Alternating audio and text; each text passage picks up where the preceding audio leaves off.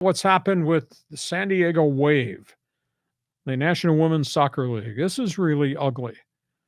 I'll use the phrase where there's smoke, there must be some type of fire.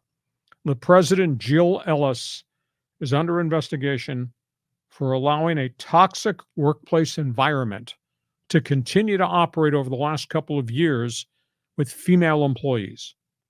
And I tried to determine there might be a different culture in soccer in terms of coaches and relationships with players and what is said in the locker room, etc. But from a business perspective, we can't get into the Me Too era with female employees. And this is a female president who had a pretty good track record. And first, one woman came front and center and said, I was a victim of a lot of abuse working for her.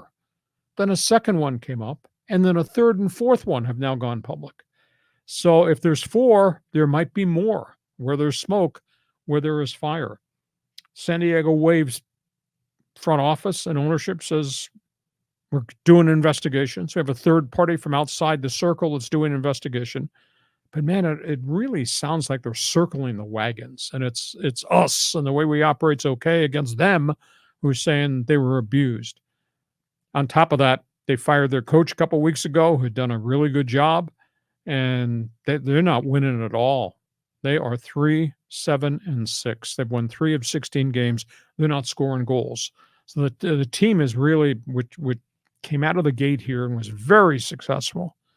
And Alex Morgan can't score goals. Nobody's scoring goals. So the roster makeup is a big issue right now. But this is not a good look for Jill Ellis. And I hate to use the word cover up, but like I say, smoke and fire.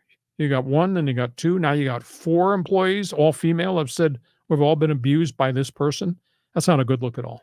Well, what kind of abuse? Is it just like a boss yelling at an employee? But it's not like a sexual thing or a physical thing. It's just, you have a pretty dominant boss, right? Well, we don't know the specifics, intimidation, threats, that stuff goes on.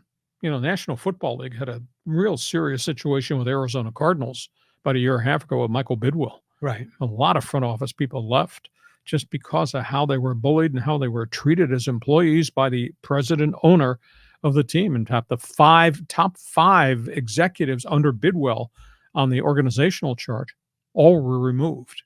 So, like I say, where there's smoke, there's fire. I'm sure this story is not going to go away.